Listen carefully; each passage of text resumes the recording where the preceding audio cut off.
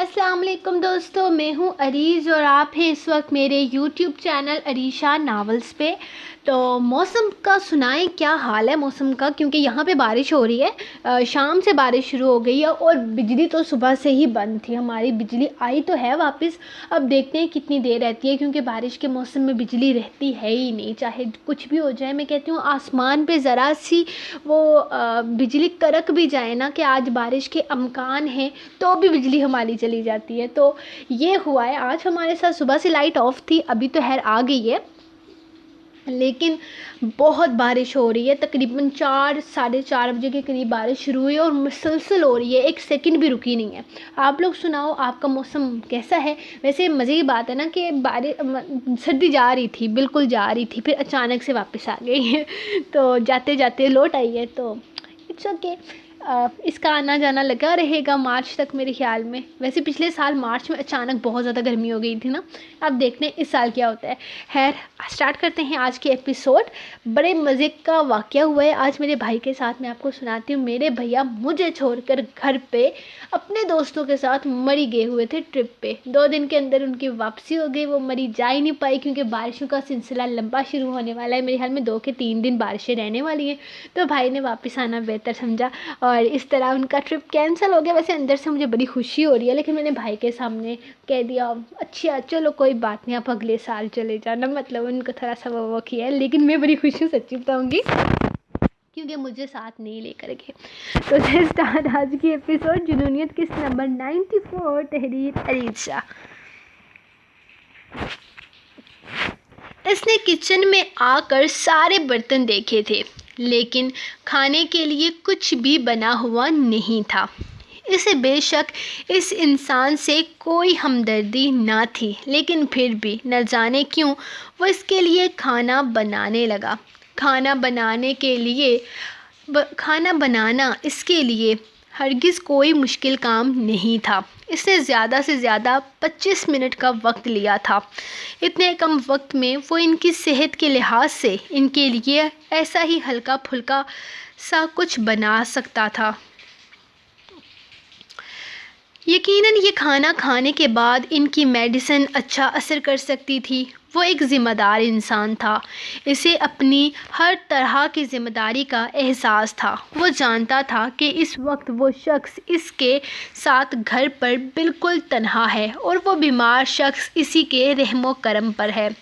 इसने खाना बनाने के बाद खुद टेस्ट किया था। नमक मिर्चें सब कुछ परफेक्ट था। वो पेशेंट थे, इनके लिए ज़रा बेइख्तियाती ख़तरनाक साबित हो सकती थी, और वो नहीं चाहता था कि इसकी वजह से किसी को तकलीफ़ हो। और ये सब कुछ वो इनके लिए हरगिज़ नहीं कर रहा था। इसके पीछे की वजह तो हरम थी, जिसकी आंखों में आंसू वो देख नहीं सकता था। बेशक वो इन सब से नफ़रत करता था, लेकिन हरम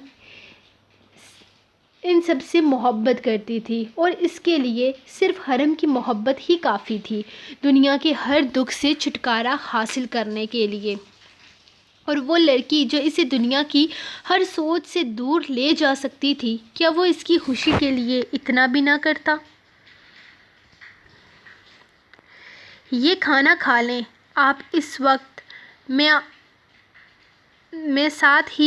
यही बना सकता हूँ आपके लिए, और ये दाल काफ़ी हल्की है। हस्पताल में अक्सर पेशेंट्स को दी जाती है। मेरा नहीं ख्याल कि ये आपकी सेहत पर कोई बुरा असर डाल सकती है। आप ये खा लीजिए। वो खाने की ट्रे इनके सामने रखते हुए बोल रहा था। ये किसने बनाई है? क्या कोई बना कर गया था दोपहर का खाना? मुझे तो खुदाश ने कहा था कि दोपहर में मुलाजिम आएगा। क्या बाहर कोई मुलाजिम आया हुआ है? वो इसे देखकर पूछने लगे। वो इससे बातें करना चाहते थे, इसके साथ वक्त गुजारना चाहते थे, लेकिन ये शाम के चेहरे की बेजारी साफ कह रही थी कि वो वहाँ से जाना चाहता है। ये शाम के चेहरे के सारे तसरात वो पढ़ सकते थे, लेकिन वो नहीं चाहते थे कि वो इनकी नज़रों से दूर जाए। ये किसी मुलाजिम ने नहीं, मैंने बनाया है, और इधर किचन में कुछ भी नहीं था जो मैं आपको खाने के लिए दे सकता। इसीलिए जो मैं जल्दी में बना सका वो बना कर ले आया हूँ आपके लिए। उम्मीद करता हूँ कि आपको पसंद आएगा। اور اگر پسند نہیں بھی آ رہا تو بھی کھا لیجئے، کیونکہ یہاں پر اور کچھ بھی نہیں ہے جو میں آپ کو دے سکوں، اور پیشنٹ کے لیے ایسے ہی کھانے ہوتے ہیں۔ تمہیں کھانا بنانا بھی آتا ہے اور تم یہ بھی جانتے ہو کہ مریضوں کو کون سا کھانا دیا جاتا ہے؟ انہوں نے مسکراتے ہوئے دلچسپی سے پوچھا۔ جی بالکل، میں ہسپتال میں جاب کرتا تھا ٹین ایج میں، اور کھانا کھانا تو ہر انسان کی ضرورت ہے، اسی لیے یہ بھی سیکھ لیا، کیونکہ میں بہت چھوٹی عمر میں سمجھ گیا تھا کہ جو باپ مجھے اپنا نام ٹھیک سے نہیں دے سکا وہ مجھے نوکر چاکر تو دینے سے رہا، پھر باقی کرم نوازیاں آپ لوگوں کی ہیں۔ مجھ سے بات مت کیجیے کاظمی صاحب، کیونکہ میری باتیں آپ کو تکلیف دیں گی، اور میں کسی کو تکلیف دے کر اپنی ماں کو خود سے ناراض نہیں کر سکتا۔ اپنے کمرے میں جا رہا ہوں، میں خداش کو فون کر دیا ہے، وہ کوئی ملازم بھیج دے گا، وہ کہہ کر کمرے سے نکل گیا تھا، جبکہ دادا جان کچھ بھی نہ بول پائے۔ خود شام کی ناراضگی نہ تو غلط تھی اور نہ ہی بے وجہ، لیکن انہوں نے محسوس کیا تھا کہ اس کے لہجے میں نفرت نہیں تھی۔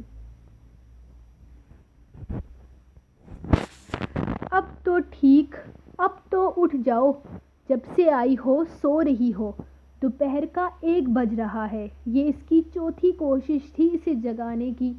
وہ ہر بار اسے جگانے کے لیے آتا تو وہ منہ پھیر کر دوبارہ سو جاتی۔ سفر لمبا تھا، یقیناً تھکاوٹ کی وجہ سے وہ اب تک اپنی نیند پوری نہیں کر پائی تھی، لیکن اس دفعہ اس نے اپنے شوہر پر رحم کر ہی دیا تھا۔ کیا مسئلہ ہے تمہارے ساتھ؟ کیوں مجھے سکون سے سونے نہیں دے رہے؟ وہ اٹھ کر بیٹھ گئی تھی۔ مجھے یہاں کمرے میں کون لے کر آیا؟ میں تو گاڑی میں تھی نا۔ اس سے اچانک یاد آ گیا تھا، وہ لوگ تو گاڑی پر سفر کر رہے تھے، تو وہ یہاں کیسے پہنچ گئی؟ یہی تو فرق ہے تم میں اور مجھ میں ظالم محبوبہ۔ میں تمہاری طرح نہیں ہوں جو تمہیں اس برفیلے موسم میں گاڑی میں چھوڑ کر خود روم میں آ کر آرام کرتا۔ محبت کی ہے جانے من، مرتے دم تک نبھائیں گے، وہ مزے سے کہتا اس کے قریب آیا تھا۔ بس بس، اب احسان کر ہی دیا ہے تو زیادہ جتانے کی ضرورت نہیں ہے۔ کھانے کے لیے کچھ آرڈر کرو، مجھے بھوک لگی ہے۔ وہ آرڈر مارتی واش روم میں بند ہو گئی تھی۔ ایک پل کے لیے تو وہ خود بھی کنفیوز ہو گیا کہ وہ اس کا شوہر ہے یا ملازم۔ وہ یہاں ہنی مون پر آ کر خود کے ساتھ کسی طرح کا ظلم نہیں کروا سکتا تھا۔ واہ، ایک تو میڈم کو گاڑی سے اٹھا کر روم میں لاؤ، اپنے سارے کے سارے جذبات کو کنٹرول کر کے ان کو آرام فراہم کرو اور ان کے آرڈر بھی ملاحظہ کرو۔ وہ اونچی اونچی آواز میں اسے سناتا روم سے نکل گیا، جبکہ وہ ناک سے مکھی اڑاتی اپنے کام میں مصروف رہی۔ یہ تو آپ نے بہت اچھا سوچا بابا جان، مجھے کوئی اعتراض نہیں۔ اس سے بہتر بھلا اور کیا ہوگا؟ آپ کے رہتے ہوئے ہی زریام اور شائزم کو ان کے حصے کی جائیداد دے دی جائے۔ کل عدالت میں پیشی ہوگی، باقر کے قاتل کو سزا سنائی جائے گی، اور پھر انشاءاللہ آپ باقی جو بھی کاغذی کارروائی کرنا چاہتے ہیں آرام سکون سے کر لیجئے گا۔ کیا کہتے ہو چھوٹے؟ انہوں نے ساتھ بیٹھے پرویز کو مخاطب کیا تھا، جنہوں نے مسکراتے ہوئے ان کی ہاں میں ہاں ملائی تھی۔ جی بابا جان، جو آپ کا حکم۔ لیکن مجھے زیادہ خوشی تو اس بات کی ہوگی کہ کل میرے بیٹے کے قاتل کو اس کے انجام تک پہنچایا جائے گا، لیکن دکھ اس بات کا ہے کہ کل ایک امپورٹنٹ میٹنگ کی وجہ سے مجھے جانا پڑ رہا ہے۔ میں کل عدالت میں آپ لوگوں کے ساتھ نہیں آ سکوں گا، لیکن آپ مجھے بتاتے رہیے گا کہ کیا فیصلہ ہوا۔ ہاں کیوں نہیں پرویز، فکر مت کرو، میں تمہیں سب کچھ تفصیل سے بتاؤں گا۔ انشاءاللہ کل باقر کے قاتل کا عبرتناک انجام ہوگا۔ فیصل صاحب نے ان کے کندھے پہ ہاتھ رکھتے ہوئے دروازے کی طرف دیکھا تھا، جہاں امایا چائے کی ٹرے پکڑے کھڑی تھی۔ وہ خاموشی سے ٹیبل پر چائے رکھتی کمرے سے نکل گئی تھی، جبکہ وہ لوگ ایک بار پھر سے اپنی باتوں میں مصروف ہو گئے تھے۔ خداش نے کہا تھا کہ وہ ملازم بھیج دے گا، لیکن شام تک کوئی بھی نہ آیا تو وہ خود ہی اٹھ کر واپس نیچے آیا۔ نہ جانے کیوں وہ ان کا احساس کر رہا تھا۔ اس نے کمرے کا دروازہ کھولا تو وہ بیڈ پر بیٹھے کوئی کتاب پڑھ رہے تھے۔ آپ کو کسی چیز کی ضرورت نہیں ہے؟ اگر ہے تو بتائیے، میں دے جاتا ہوں۔ وہ اور آپ اٹھ کر بیٹھے کیوں ہیں؟ میرے خیال میں خداش کل آپ سے اسی بات پر ناراض ہو رہا تھا نا، کہ آپ کی طبیعت ٹھیک نہیں ہے تو اتنی دیر بیٹھنا بھی آپ کی صحت کے لیے مؤثر ثابت ہو سکتا ہے۔ لیٹ جائیے، بیکار میں تھکاوٹ ہو جائے گی آپ کو۔ وہ کمرے کے اندر آتے ہوئے ان سے بول رہا تھا۔ فکر مت کرو بیٹا، اس سے بھلا مجھے کیا ہوگا، بس تھوڑی دیر بیٹھا ہی تو ہوں، لیٹ لیٹ کر تھک گیا تھا۔ مجھے آپ کی فکر ہرگز نہیں ہے، اور مجھے بات بات پر بیٹا مت کہا کیجیے۔ میں بار بار آپ کے کمرے میں اس لیے آ رہا ہوں کیونکہ میں نہیں چاہتا کہ کل کو آپ کو کچھ ہو جائے اور یہ الزام بھی میرے سر پر آ جائے، جس طرح آپ لوگوں نے میرے باپ کی موت کو میری ماں کے گلے میں ڈال دیا تھا۔ میری طرف سے آپ اٹھیں بیٹھیں، آئی ریئلی ڈونٹ کیئر، وہ تلخی سے کہتا دوبارہ کمرے سے نکل گیا، جبکہ دادا جان کتاب ایک طرف رکھتے ہوئے بیڈ پر لیٹ گئے تھے۔ ویسے یہ سب کچھ بہت عجیب نہیں لگ رہا؟ ایک تو میں اتنا جلدی شادی کرنا نہیں چاہتی، دوسرا میں تم سے شادی نہیں کرنا چاہتی جس نے مجھے اتنی باتیں کہی ہیں، اور تیسرا مجھے تم سے ملنے پر مجبور کیا جا رہا ہے۔ وہ کھانا کھانے ایک ریسٹورنٹ میں پہنچے تو وہاں دیدم کو زبردستی سیام سے بات کرنے کے لیے الگ کیا گیا۔ وہ تو یہی جان کر شاکڈ رہ گئی تھی کہ اس کی شادی اس آدمی کے ساتھ کی جا رہی ہے جو اسے خوبصورت ہی نہیں سمجھتا۔ میں تمہاری ساری پرابلمز کو سمجھ رہا ہوں، لیکن یقین مانو میں نے وہ ساری باتیں خود سے نہیں کہی تھی، وہ سب کچھ تو مجھے حرم بتاتی رہی تھی۔ حرم نے تو مجھے اور بھی بہت ساری الٹی سیدھی باتیں کہی تھی، اور تمہیں دیکھنے کے بعد نا میرے دل میں جو الٹی سیدھی چیزیں آئی تھی سب غائب ہو چکی ہیں۔ اب تو بس ایک ہی چیز دماغ میں آ رہی ہے، شادی کروں گا، گھر بساؤں گا۔ قسم سے اپنے دوست کو دیکھ کر بڑی جلن محسوس ہوتی ہے، کتنی مست شادی شدہ زندگی گزار رہا ہے وہ۔ مجھے بھی ایک ایسی ہی زندگی چاہیے، ایک پیاری سی بیوی، حرم کی طرح چھوٹا سا گھر۔ میں حرم کی طرح ہرگز نہیں ہوں، وہ اس کی بات کاٹتے ہوئے بولی۔ مجھے حرم کی طرح لڑکی چاہیے بھی نہیں، لڑکی تو تمہاری جیسی ہونی چاہیے۔ ویسے مجھے پتہ نہیں ہے کہ یہاں گلاب کے پھول کہاں سے ملتے ہیں، ورنہ اس پھول جیسی لڑکی کے لیے ایک پھول تو ضرور پیش کرتا۔ مجھے پٹانے کی کوشش کر رہے ہو؟ میں ڈائیلاگ بازی سے امپریس نہیں ہوتی، وہ اس کی کوشش پر پانی پھیرتے ہوئے بولی۔ ڈائیلاگ بازی تو شادی کے بعد کی جاتی ہے میرے خیال میں، اور پٹانے والا مسئلہ تو کہیں ہے ہی نہیں۔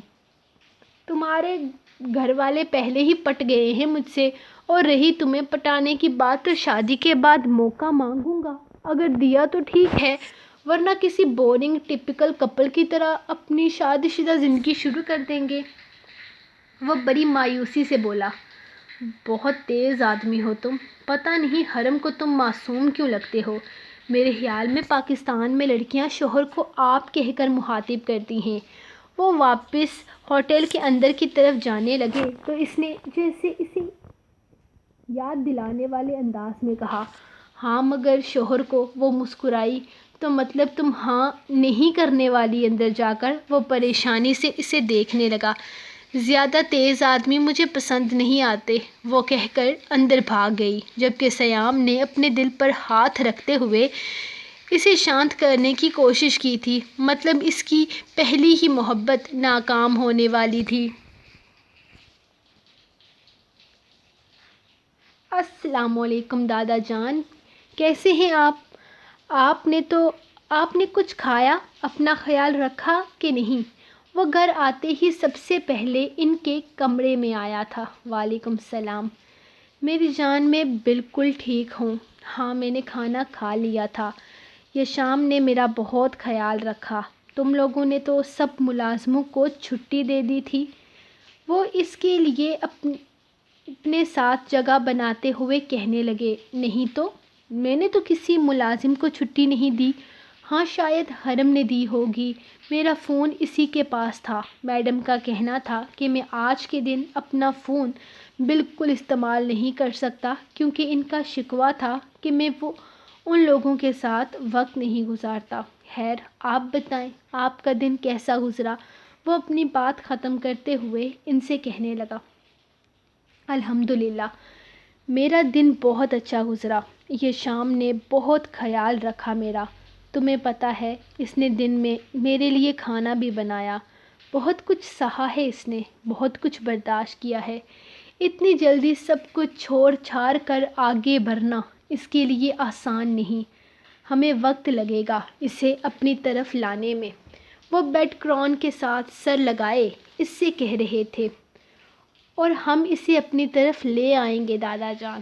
آپ پلیز پریشان مت ہوں، یقین رکھیں خدا پر، وہ ہمارے ساتھ ہے انشاءاللہ بہت جلد۔ یہ شام اپنی سارا تلخ ماضی بھول کر ہمارے ساتھ ایک نئی اور خوشگوار زندگی کی شروعات کرے گا۔ وہ انہیں یقین دلاتے ہوئے بولا تھا، جبکہ اس کے انداز پر انہوں نے مسکرا کر ہاں میں سر ہلایا تھا۔ تمہارے ساتھ مسئلہ کیا ہے لڑکی؟ تمہیں سکون نہیں ملتا کیا؟ جہاں بھی خداش کو دیکھا وہیں ان کے پیچھے لگ گئی۔ کیا تم چاہتی ہو کہ میں تمہارا سر پھاڑ دوں؟ وہ راہداری سے اپنے کمرے کی طرف جا رہی تھی جب اچانک دیشم اس کے سامنے آ گئی۔ پہلے تو دیدم گھبرا کر اپنے دل پر ہاتھ رکھ چکی تھی، پھر ٹھنڈی آہ بھر کر اسے دیکھنے لگی۔ اف، ڈرا دیا نا تم نے مجھے، حد ہوتی ہے کسی چیز کی۔ اب کیا کر دیا میں نے؟ دیکھو دیشم، میری تمہارے شوہر پر کوئی نظر نہیں ہے، لیکن اب اگر کوئی مجھ سے اچھے سے بات کرے گا تو میں اسے اچھے سے جواب دوں گی۔ تمہاری طرح منہ پھاڑ تو ہوں نہیں میں، سب کو الٹے سیدھے جواب دیتی پھروں گی۔ آخر تہذیب بھی کوئی چیز ہے۔ اب راستے سے ہٹو میرے، مجھے اپنے کمرے میں جانا ہے۔ وہ کیا ہے نا کہ جلدی سونا ہے۔ میں نہیں چاہتی کہ شادی والے دن میری آنکھوں کے نیچے ڈارک سرکلز آ جائیں۔ تمہیں تو پتہ ہی نہیں ہوگا نا میری شادی کا۔ چلو کوئی بات نہیں، میں بتا دیتی ہوں دادا جان، اگلے 10 دن میں میری شادی کروانے والے ہیں۔ ایکسائٹیڈ؟ وہ کیا ہے نا، یہ شام بھائی جلدی واپس جانے کی تیاریاں کر رہے ہیں، تو دادا جان چاہتے ہیں کہ ان کے جانے سے پہلے میری شادی ہو جائے۔ وہ بڑے مزے سے اس کے سر پر دھماکہ کرتی اپنے کمرے کی طرف چلی گئی تھی، جبکہ دیشم کو کوئی اور ہی ڈر لاحق ہو گئے تھے۔ دیدم کی شادی خداش کے ساتھ کی جا رہی تھی۔ یہی بات سوچ سوچ کر اس کا دماغ بری طرح ڈسٹرب ہو گیا۔ اس کے سر میں بے حد درد ہونے لگا تھا۔ وہ اپنے کمرے میں آئی تھی خداش سے بات کرنے کے لیے۔ اسے یقین تھا خداش نے اب تک اپنے اور دیدم کے رشتے کے بارے میں کسی کو کچھ نہیں بتایا تھا، تبھی تو یہ بات اتنی زیادہ آگے بڑھ گئی تھی۔ اس قصے کو تو وہ کسی بھی حالت میں ختم کرنا چاہتی تھی۔ دیدم کو تو کیا، وہ کسی بھی عورت کو اپنی سوتن کے روپ میں برداشت نہیں کر سکتی تھی۔ وہ کمرے میں آئی تو خداش گہری نیند سو رہا تھا، شاید وہ واپس آتے ہی سو گیا تھا۔ کل صبح اسے اپنی بے حد ضروری کام کے سلسلے میں کہیں جانا تھا۔ اس کا دل چاہا کہ وہ اسے ابھی اٹھا کر یہ ساری باتیں بتا دے کہ گھر میں اس کی دوسری شادی کی مکمل تیاری کی جا چکی ہے، بلکہ اگلے 10 دنوں میں اس کی دوسری شادی کروا رہے ہیں۔ دوپہر میں وہ سب لوگوں کو ریسٹورانٹ میں چھوڑ کر اسے اپنے ساتھ ایک بے حد خوبصورت پارک میں لے گیا تھا۔ دیشم کا کہنا تھا کہ اسے بھوک نہیں لگی، تو ایسے میں خداش کو موقع مل گیا تھا اس کے ساتھ چند پل گزارنے کا، اور بے شک وہ اس کے ساتھ خوشگوار لمحات گزار کر واپس آئی تھی، لیکن واپس آ کر سب کے چہرے پر مسکراہٹ دیکھی تھی۔ سب لوگ ہی دیدم سے بڑی محبت سے پیش آ رہے تھے۔ یہ سب لوگ دیدم کو اتنی اہمیت کیوں دے رہے تھے؟ اسے تو سرے سے یہی بات سمجھ میں نہیں آ رہی تھی۔ اس نے خداش سے پوچھا تو اس نے کہہ دیا کہ وہ لوگ جلد سے جلد دیدم کی شادی کرنا چاہتے ہیں، اسی سلسلے میں اسے اتنی اہمیت دی جا رہی ہے۔ اس کا دل چاہا کہ وہ اسے جگا دے، لیکن وہ کافی زیادہ تھکا ہوا تھا، اسی لیے اپنے آپ کو پرسکون کرنے کی ناکام کوشش کرتے وہ بیڈ پر لیٹ گئی تھی۔ اس کا دھیان سامنے الماری کے باہر لگے اس کے کالے کوٹ پر گیا۔ خداش وکیل تھا، اس نے وکالت کی تھی۔ اس کی اس کامیابی سے جیلس ہو کر ہی تو اس نے وکیل بننے کا خواب دیکھا تھا۔ اپنی سوچ میں وہ نفی میں سر ہلاتی اس کے سینے پر سر رکھ چکی تھی، جبکہ خداش اس کے گرد اپنی باہوں کا حصار بناتے اسے تحفظ کا احساس دلا گیا تھا۔ سو گائز، یہ رہی آپ لوگوں کی آج کی ایپیسوڈ، جو کہ اب 6 قسطیں باقی ہیں جناب لاسٹ ایپیسوڈ ہونے میں، تو پلیز لائک کریں، کمنٹ کریں، شیئر کریں۔ آپ کے لائکس اور سب سے زیادہ گروپ میں آپ لوگوں نے جو رونق لگائی ہے، بڑا مزہ آ رہا ہے اس کو دیکھ کر، بہت اچھا لگ رہا ہے یار۔